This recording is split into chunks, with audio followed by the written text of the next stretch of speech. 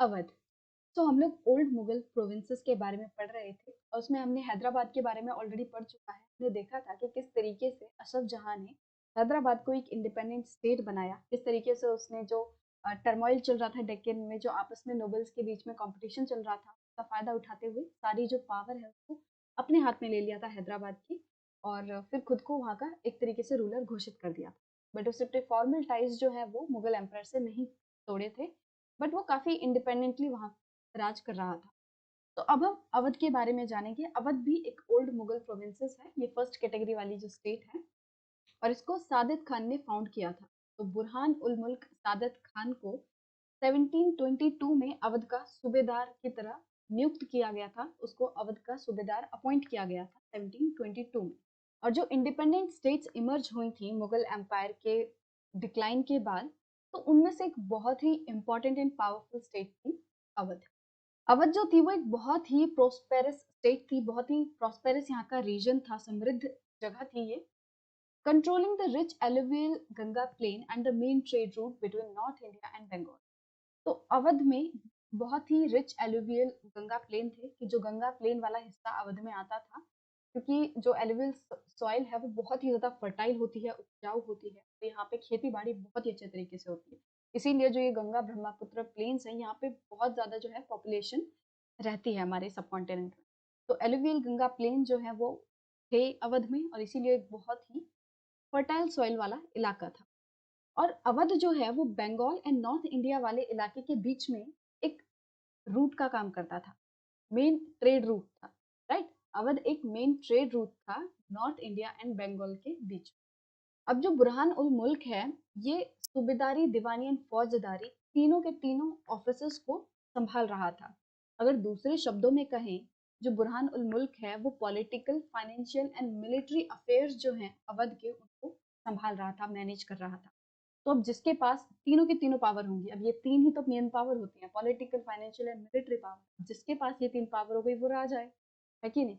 तो जब सादत खान के पास ये तीनों की तीनों पावर थी, इन तीनों ऑफिसर्स को संभाल रहा था, तो उसने क्या किया, उसने भी बाकी गवर्नर्स की तरह, सूबेदारों की तरह, जो टर्मोइल चल रहा था उसका फायदा उठाया और सारी जो पावर है वो अपने हाथ में ले ली।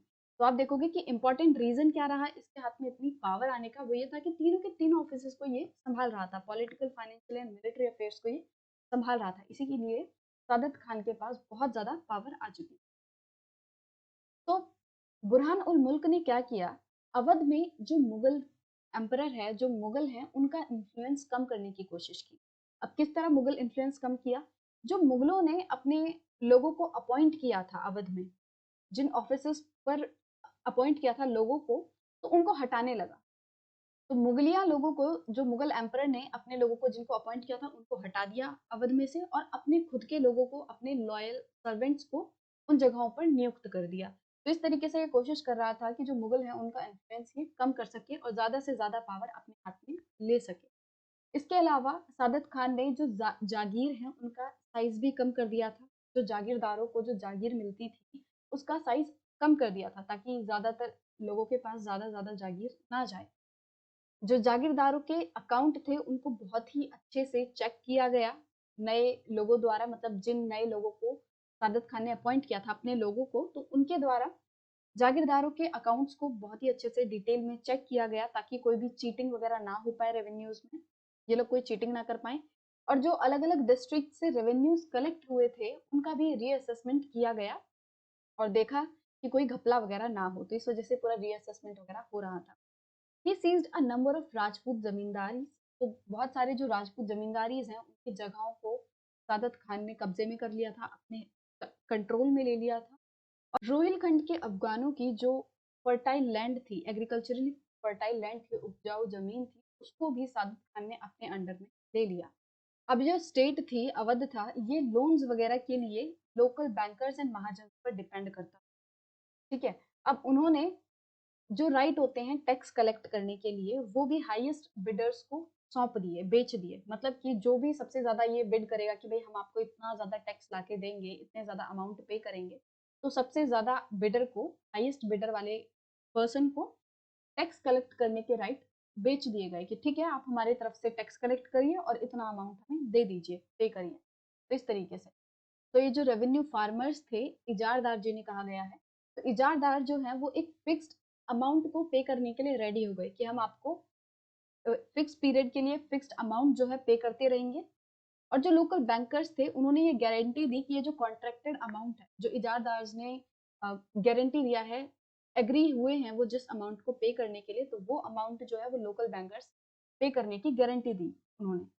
और इसके बदले ये जो रेवेन्यू फार्मर्स हैं, इनको बहुत ही ज़्यादा छूट मिल गई टैक्स को कलेक्ट करने के लिए और असेस करने के लिए।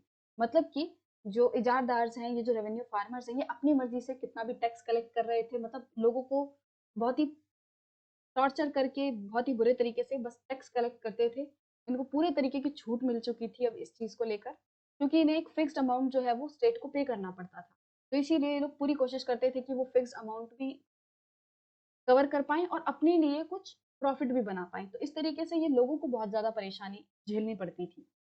अब इस तरह की डेवलपमेंट्स के कारण नए सोशल ग्रुप्स निकल कर आए, जैसे कि मनी लैंडर्स हो गए, बैंकर्स हो गए। अब इन लोगों का इन्फ्लुएंस बहुत ज़्यादा हो रहा था स्टेट के रेवेन्यू सिस्टम, क्योंकि आप देखोगे कि स्टेट जो है वो लोन के लिए बैंकर्स, महाजन्स पर डिपेंड करती है।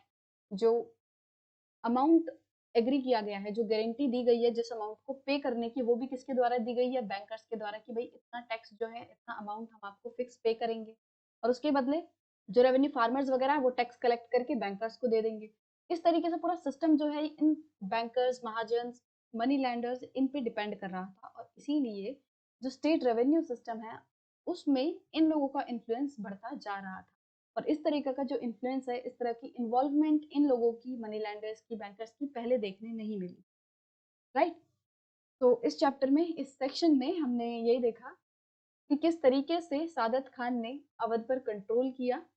पहले 1722 में उसे अवध का सूबेदार बनाया गया और धीरे धीरे करके उसे बाकी जो दो और हैं दीवानी एंड फौजदारी, वो ऑफिसर्स भी मिल गए। इस तरीके से सादिक खान के पास बहुत ज़्यादा पावर आ गई और जिसका फ़ायदा उसने उठाया और अवध को एक इंडिपेंडेंट स्टेट बना दिया।